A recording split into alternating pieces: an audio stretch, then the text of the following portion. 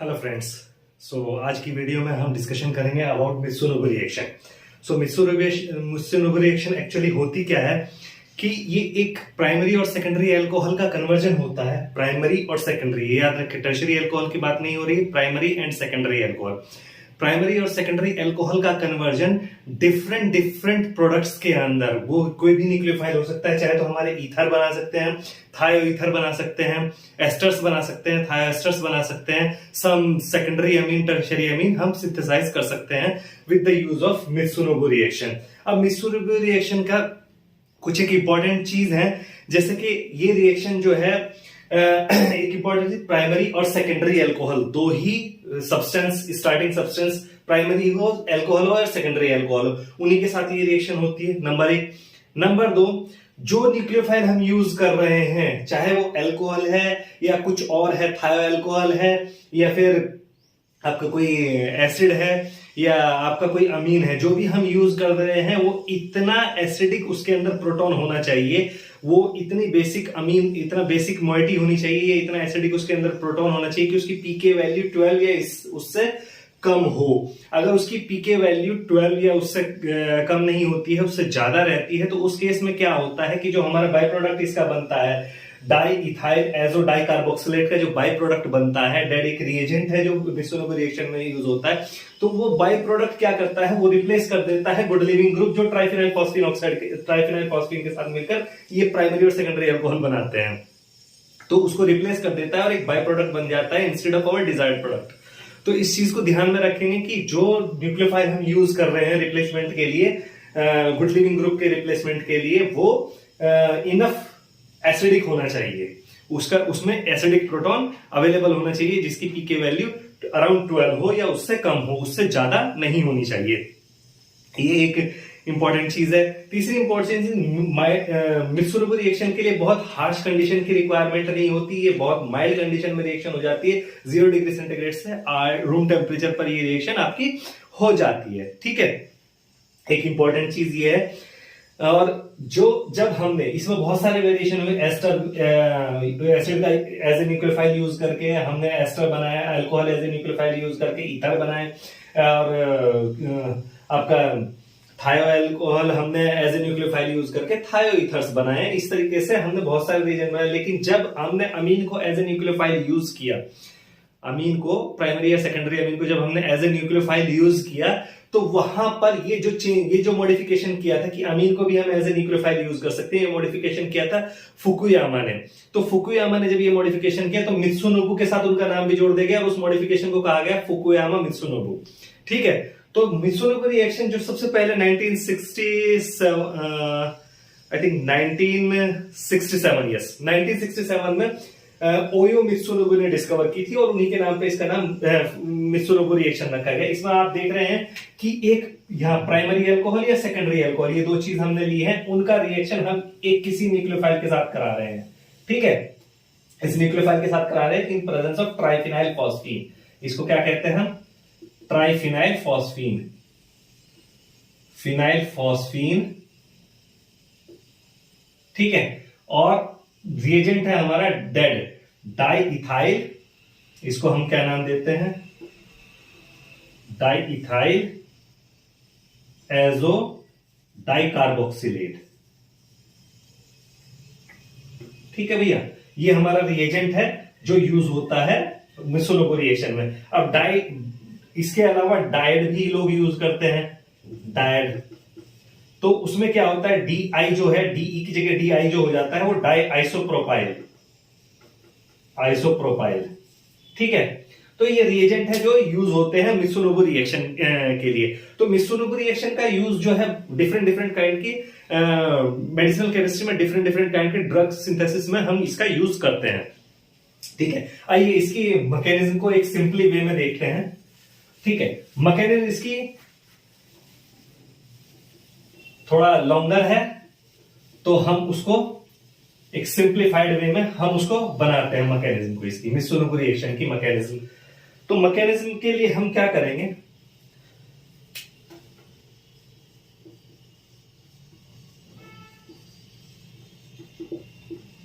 Reaction mechanism, तो भैया ये स्टेप बाय स्टेप होती है।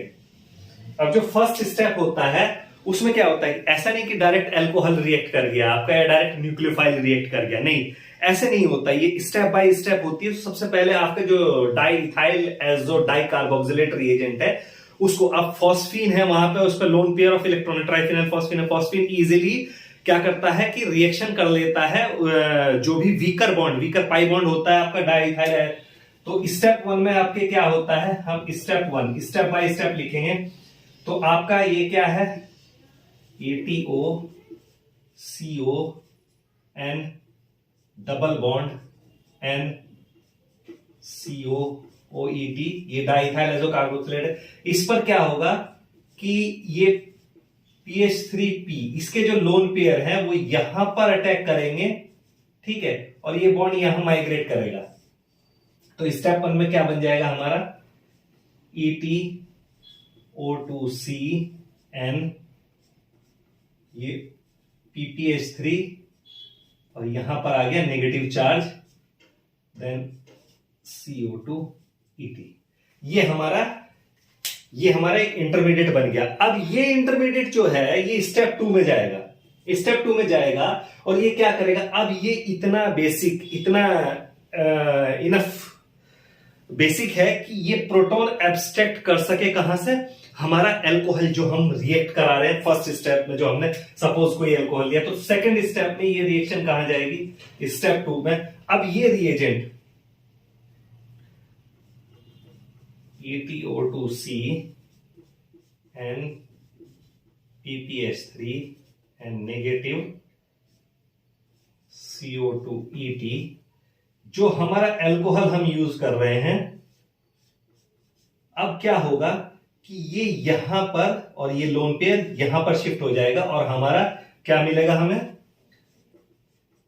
ETO2C and PPH3 NH CO2ET plus ये हमें यहां पर हमें एक दो ये हमें मिले, एक ये प्रोडक्ट और एक ये प्रोडक्ट मिला, इंटरमीडिएट, ये सब इंटरमीडिएट है। मैकेनिज्म हम डिस्कशन कर रहे हैं इसकी मैकेनिज्म को। अब क्या होता है कि यहां पर अब ये loan pair of electron phosphine के साथ इजीली रिएक्ट कर सकते हैं। इसी में क्या होगा, ये loan pair of electron phosphine के साथ इजीली रिएक्ट करेंगे। तो मैं स्टेप 3 की तरफ चलता हूं, ठीक है, अब मैं स्टेप 3 की तरफ चलता हूं। तो स्टेप 3 में अब क्या करना है, स्टेप 3 इसको हम एज सच ले लेंगे, ठीक है,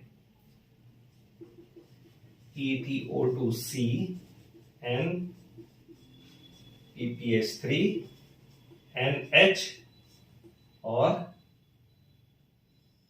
CO2ET, इसको मैं थोड़ा ऊपर लिख लेता हूं ऐसे, O निगेटिव CH2R, ये हमारा रिएजेंट है। अब ये क्या करेगा, तो यहां से जो ये बॉन्ड है, ये बॉन्ड यहां जाएगा और ये इलेक्ट्रॉन यहां पर अटैक कर देंगे, ठीक है, ये नेगेटिव चार्ज यहां पर अटैक करेगा और हमारे पास जो प्रोडक्ट होगा वो कैसे आ जाएगा हमारे पास,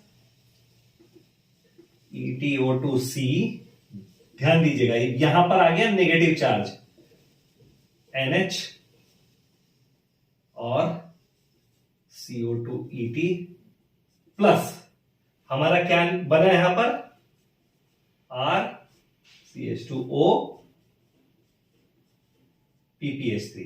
अब ये जो पार्ट है हमारा, ये पार्ट अब हमारा ये है गुड लिविंग ग्रुप।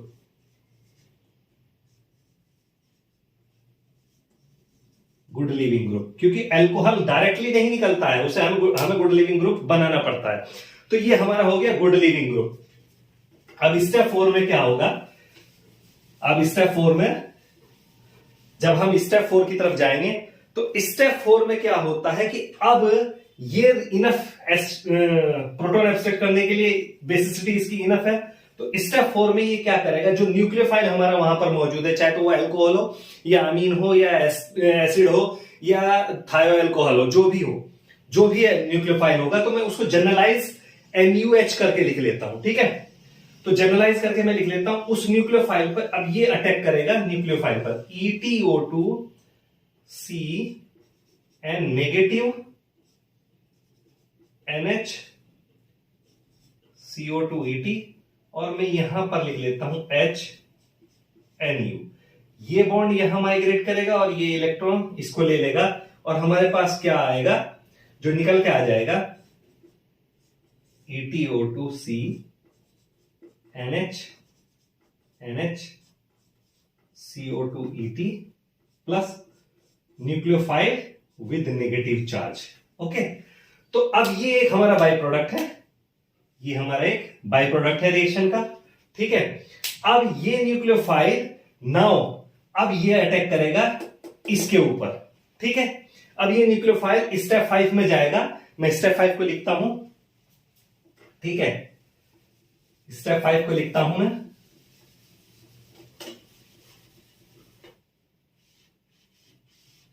तो भैया हमारा गुड लिविंग ग्रुप था वहां पर।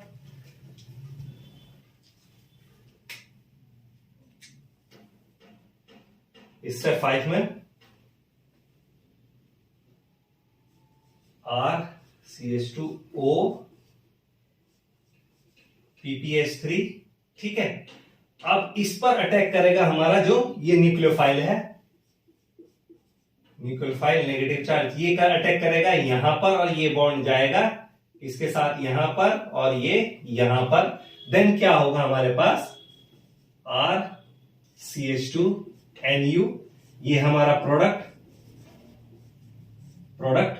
प्लस एक बाई प्रोडक्ट साथ में मिलेगा PH3P double bond O triphenyl phosphine oxide. ये एक बाई प्रोडक्ट है जिसका नाम है ट्राइफिनाइल फॉस्फीन ऑक्साइड TPPO।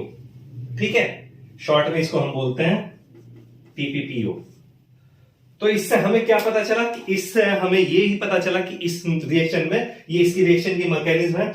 अब आप इसमें कुछ भी बना सकते हैं। ये इसका स्टेप 5 है। तो स्टेप बाय स्टेप हमने देखा, इसमें इसकी मैकेनिज्म थोड़ा बड़ा है, थोड़ा ध्यान रखने वाली चीज है। ये स्टेप 5 स्टेप की मैकेनिज्म है। और जैसा कि मैंने बताया था कि अगर न्यूक्लियोफाइल इनफ एसिडिक नहीं होगा, उसकी पीके वैल्यू 13 से ज्यादा रहेगी, अगर वो 13 से कम या 12-13 के अप्रोक्स नहीं रहेगी, उससे ज्यादा रहेगी, तो क्या होगा, जो हमारा इंटरमीडिएट बना था, एक इंटरमीडिएट किस फॉर्म में बना था, ये आपका EtO2C NHCO2ET, ये एक इंटरमीडिएट बना था ना। तो ये इंटरमीडिएट क्या करेगा, ये इंटरमीडिएट न्यूक्लियोफाइल की जगह अटैक कर देगा। न्यूक्लियोफाइल की जगह पे जहां न्यूक्लियोफाइल को अटैक करना है वहां पर ये अटैक कर देगा और हमें प्रोडक्ट नहीं मिलेगा। ये डिस्प्लेस कर देगा इस गुड लिविंग ग्रुप को, तो प्रोडक्ट नहीं मिलेगा। तो ये याद रखने वाली चीज इसमें है कि हमारा न्यूक्लियोफाइल इनफ एसिडिक होना चाहिए। तो आज का मिसोलुबी डिस्कशन में इतना ही। आई थिंक आपको समझ में आ गया होगा। वीडियो पसंद आया हो तो वीडियो को लाइक करें, चैनल को सब्सक्राइब करें। Thank you.